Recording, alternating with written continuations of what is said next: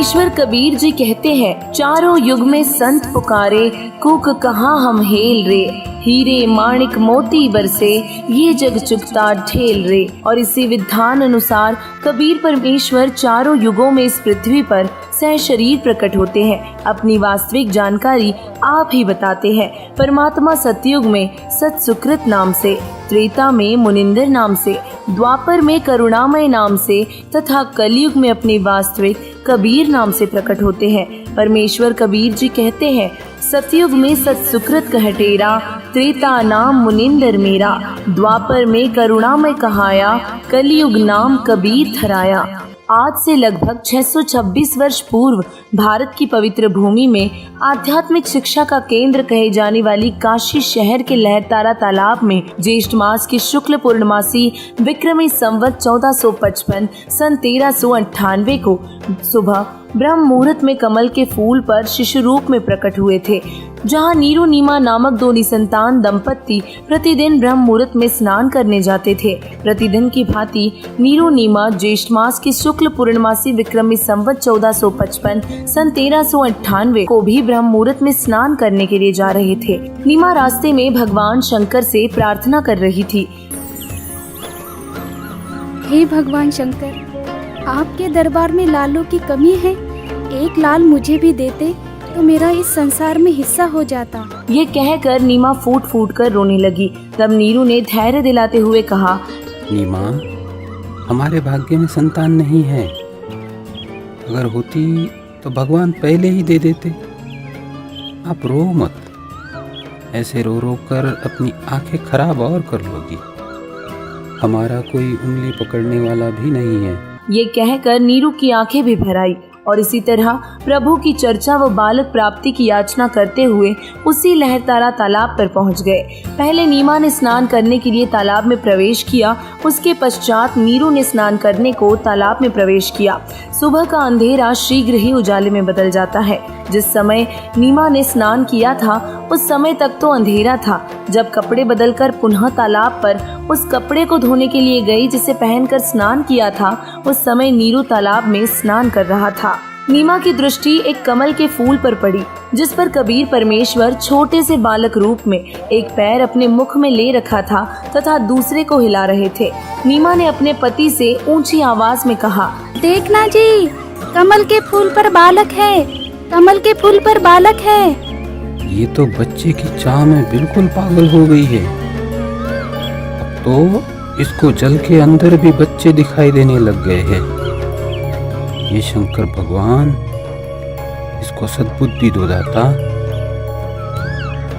देखना जी, कमल के फूल पर बालक है। बस कर नीमा, अब तुझे यहाँ जल में भी बच्चे दिखाई दे रहे हैं। नीमा की आवाज में अधिक कसक देखकर नीरू ने उस ओर देखा जिस ओर नीमा हाथ से संकेत कर रही थी।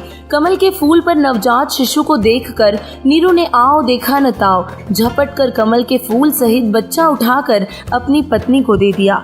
नीमा ने परमेश्वर कबीर जी को सीने से लगाया, मुख चूमा, पुत्रवत प्यार किया। जिसके बाद नीरू नीमा बालक रूपी परमेश्वर कबीर जी को अपने घर ले गए।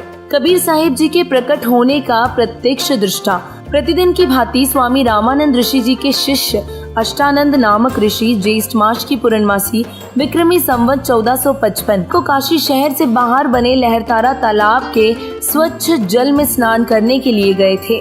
ब्रह्म मुहूर्त का समय सूर्योदय से लगभग 1.5 घंटा पूर्व का होता है। ऋषि अष्टानंद जी ने लहरतारा तालाब में स्नान किया। वह प्रतिदिन शांत वातावरण के कारण वहीं बैठकर कुछ समय अपनी भक्ति क्रियाएं किया करते थे।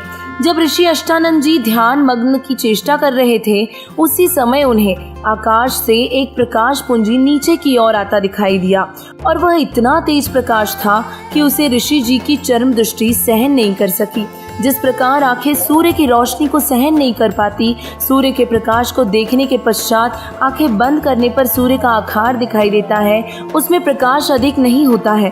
और इसी प्रकार प्रथम बार परमेश्वर के प्रकाश को देखने से ऋषि जी की आंखें बंद हो गई और बंद आंखों में शिशु को देखकर अष्टानंद जी ने फिर से आंखें खोली। ऋषि अष्टानंद जी ने देखा कि वह प्रकाश लहरतारा तालाब पर उतर गया, जिससे पूरा सरोवर प्रकाशमान हो गया था तथा देखते ही देखते वह प्रकाश जलाशय के एक कोने में सिमट गया। ऋषि अष्टानंद जी ने सोचा, आज यह मैंने कैसा दृश्य देखा?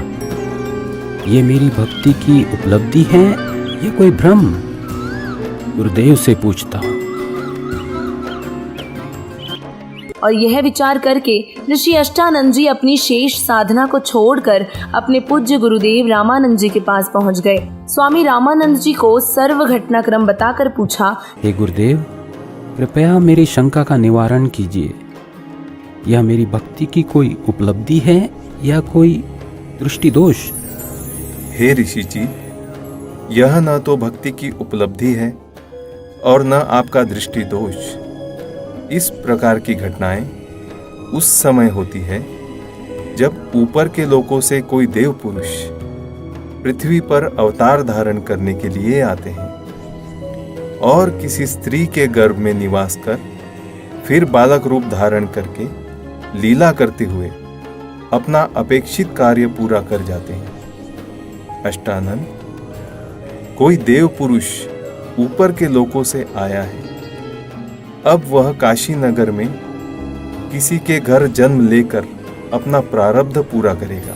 उपरोक्त वचनों द्वारा ऋषि रामानंद जी ने अपने शिष्य अष्टानंद जी का शंका समाधान किया और इन सभी ऋषियों की यही धारणा रही है कि सर्व अवतार गण माता के गर्भ से ही जन्म लेते हैं, जबकि ऋग्वेद मंडल नंबर 9 सूक्त 93 मंत्र 2, ऋग्वेद मंडल नंबर 10 सूक्त 4 मंत्र 3 तथा यजुर्वेद अध्याय नंबर 40 मंत्र 8 में स्पष्ट करते हैं कि परमेश्वर कबीर जी जब शिष्य रूप में पृथ्वी पर आते हैं तो उनका जन्म माँ के गर्भ से नहीं होता, बल्कि वह स्वयं प्रकट होते हैं, जिसका प्रमाण आदरणीय संत गरीबदास जी महाराज जी ने दिया है कि असंख्य ब्रह्मांडों के रचनहार बंदी छोड़ कबीर परमेश्वर जी का जन्म माँ से नहीं हुआ था।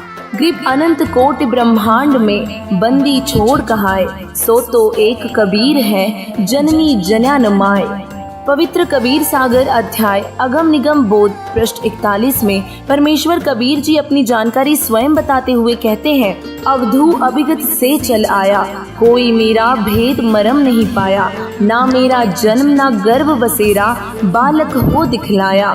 काशी नगर जल कमल पर डेरा, तहाँ जुलाहे ने पाया, मात पिता मेरे कुछ नाही, ना मेरे घर दासी, जुल्हा को सुत आन कहाया, जगत करे मेरी हासी।